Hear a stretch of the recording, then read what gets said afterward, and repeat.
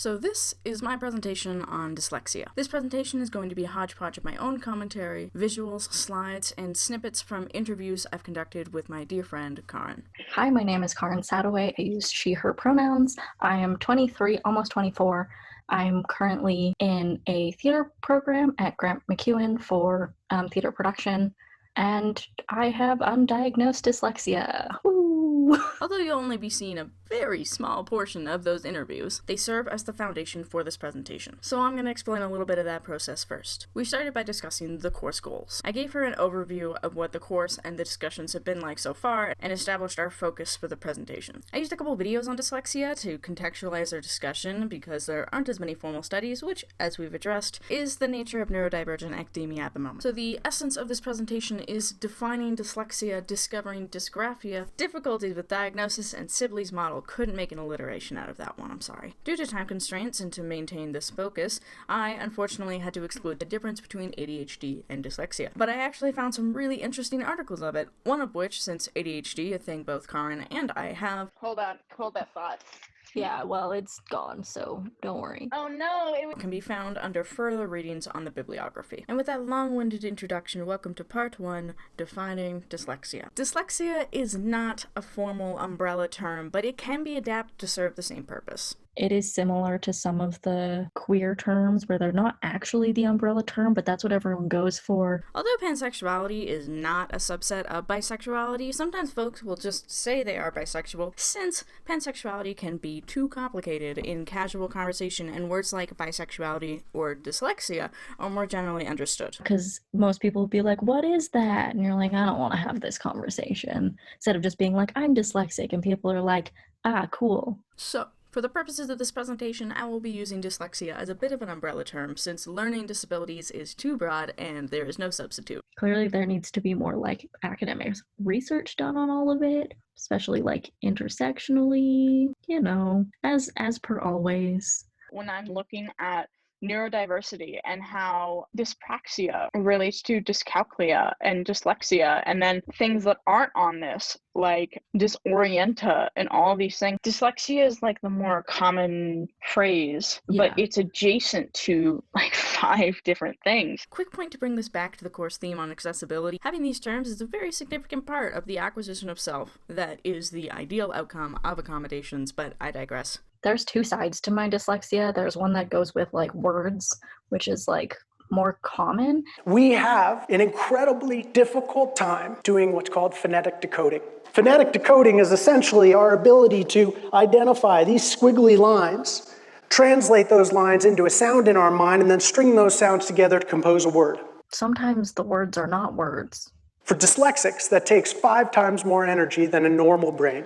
And there's one that goes with spatial stuff. My mom has always called it a spatial dyslexia. Turns out spatial dyslexia is a thing, but it's more of a colloquial for disorienta, but that's not entirely accurate either. Once Karin mentioned that neither of these were completely accurate, I took the opportunity to keep investigating, assisted by this visual.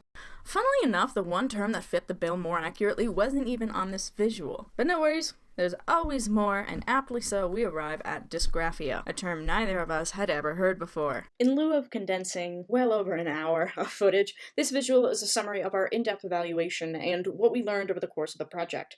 Basically, Karin likely has dysgraphia. At the end of the day, though, with so many overlapping indicators and lack of substantial sources and formal research, whether this is helpful information and what to do with it is up to Karin, as it should be.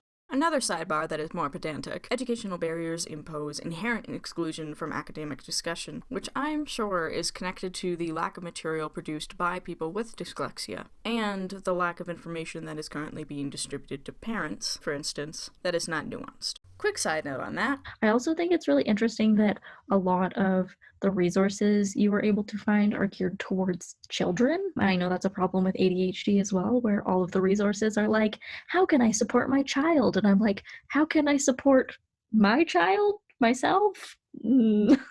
Which, the reasons Karin may not have been diagnosed are numerous. 1, she is an avid reader, never had trouble with writing, just, spelling, and was good at math, which are the big gatekeeping symptoms for identifying dyslexia, and could technically nullify any single diagnosis. Oof. There is no singular test that can distinguish between these disorders, so yeah, that must be fun. Karen mentioned that she had tried to get some tests done in early high school, but they were overwhelmingly unhelpful because they didn't ask the right questions. I have trouble with clocks, and there was a question on the test about clocks. Did I get it right? Yes, because I had infinite time to sit there and be like, okay, so hour is a shorter word. The hour hand is shorter than the minute hand. Okay, now I can figure out where those things are. It should not take me that long to read a clock. Also, it was done by a teacher, not a psychologist or a psychiatrist. No. Why? If Karen had been diagnosed, she may have gotten an IEP. So here is where accessibility and education are going to be formally intersecting in this presentation. A common way of helping people with dyslexia and adjacent disorders is through interventions, which, if they're not introduced early, chances are you've already found a way to survive and navigate the academic system. So even if it were helpful, it would just be one more thing to struggle with and be frustrated and overwhelmed by.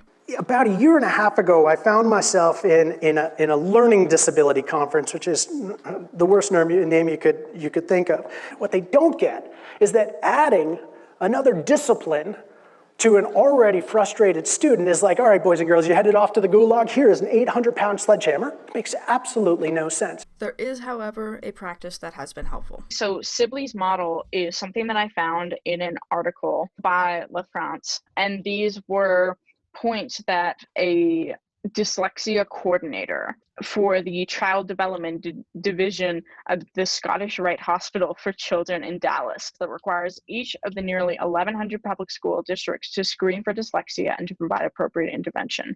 It is also interesting that there are so many choices for accommodations, because when I got accommodations, I was only ever given the option of having extra time. So that's really interesting. Like, they would all be helpful in some fashion, you know? Like, someone out there needs every single one of these. And yet, it's frustrating to not have a definitive recommendation or solution to round out this presentation. The biggest specification that this gives for matching multiple choice and true or false, but it doesn't really mention something like an essay, which is what Karen and many, many others struggle with. Far beyond the confines of this model alone, the multisensory approach could be useful, but it depends on the educator being well-versed in all of those different approaches. It's something that is likely in schools that are harder to get into, in schools that may cost more money. What has ultimately been the most helpful has been accommodations made with friends and family. Specifically for my spatial dyslexia, because it affects driving the most. If you say,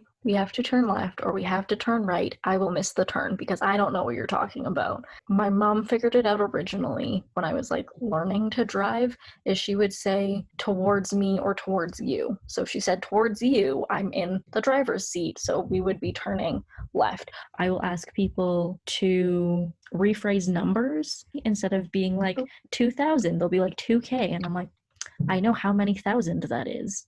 They're not so much accommodations as having friends that understand that my brain doesn't work all the time, and just being really honest with like, hey, I can't read that clock, or hey, I have no clue how to spell that thing, or I do not know how left and right work. And I've just gotten to a place where I can verbally say those things to my friends and the people around me. I don't usually run into people who are like, wow, that's so weird. They're like, you're valid, cool. And I'm like, do this instead and I'll understand. And they're like, cool. Probably because I'm around a lot of people that are not neurotypical. Not at all. Wrapping this up, I wanted to demonstrate how important accessibility is by asking about Karen's relationship with dyslexia and if she saw it as a disability. I have always felt that it is a disability. The way I have experienced it, it is just a detriment and just creates a lot of road bumps in my day-to-day life. Even when I talk to like people I know who have dyslexia, it's always like, this is the shit that's hard. Like, I struggle with this thing. Which is a damn shame. Dyslexics, when they are fully empowered and they recognize that innate intelligence, you know those rocket scientists down at NASA? 1 out of 2 of them is dyslexic. Honestly, that it's just like interesting that there might be links with like my skills to dyslexia, like that they might be intertwined, because I've never heard it talked about like that.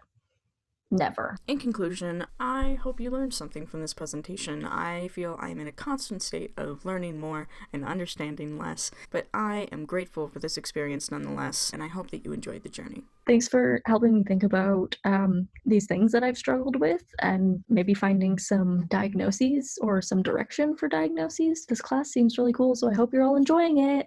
That's all. Goodbye. I was working in retail. This guy told me that I had dyslexia because I learned to crawl wrong. You what? Like, learn as a child, like as a toddler, I learned to crawl wrong. He legitimately told me if I crawled properly for like 10 minutes a day, it would fix my dyslexia. And I just... Wait, like if This you is the tried thing it I've been now, or was it just back then? Or did No, he imply like you if should- I did this every day, like now, it would rewire my brain and it would fix it. Someone tell John Hopkins.